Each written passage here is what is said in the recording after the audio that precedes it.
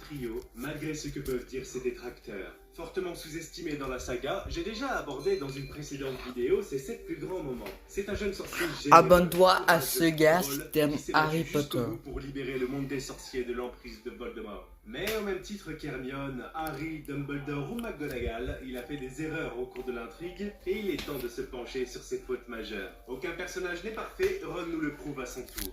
C'est parti.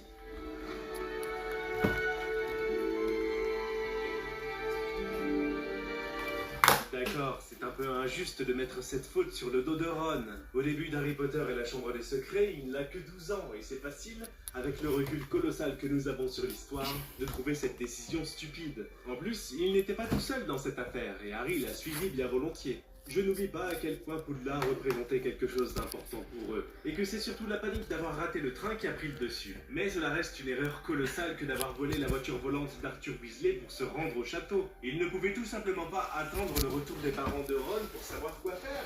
C'est quelque chose dont on ne parle pas vraiment dans la saga, mais il doit bien y avoir une solution pour les élèves n'ayant pas pu prendre le Poudlard Express à temps. Harry est déconnecté du monde magique quand il est chez les Dursley. Il a même été emprisonné après l'incident causé par Dobby. Mais Ron vit parmi les sorciers constamment, il aurait pu garder la tête froide. En volant la voiture volante, ils ont couru tous les deux à un grave danger et ont aussi pris le risque considérable de briser le code du secret magique. Sans oublier les répercussions de cette décision sur Arthur qui a subi une enquête au ministère et qui aurait pu perdre son emploi, voire pire.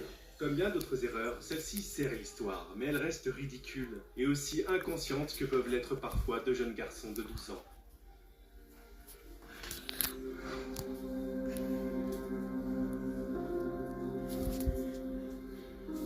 Si je ne mets pas cet incident très haut, c'est pour 2 raisons. D'abord, comme avec la voiture, Ron était très jeune. Il n'avait que 11 ans à ce moment-là et il n'a pas fait exprès de l'offenser. Il parlait avec d'autres sans savoir qu'elle pouvait l'entendre. Il s'était déjà montré très rude avec elle, mais aurait-il osé lui dire quelque chose d'aussi méchant, droit dans les yeux? Je n'en suis pas si sûr. La deuxième raison, n'en déplaise à ceux qui l'adorent, et moi le premier, mais Hermione était très horripilante en ce début d'année. Entre les remarques désobligeantes à son égard, sa manie de les suivre partout, de les reprendre constamment, elle ne s'est pas aidée. Mais aller jusqu'à dire qu'elle n'avait aucun ami et que ce n'était pas étonnant, en revanche, c'était beaucoup trop. On ne sait jamais vraiment ce qu'il se passe dans la tête des gens et la douleur que peut provoquer notre parole. Hermione, qui semblait préoccupée principalement par les cours et rien d'autre, a été extrêmement blessée par ce rejet et cette remarque, au point de ne plus savoir rien faire.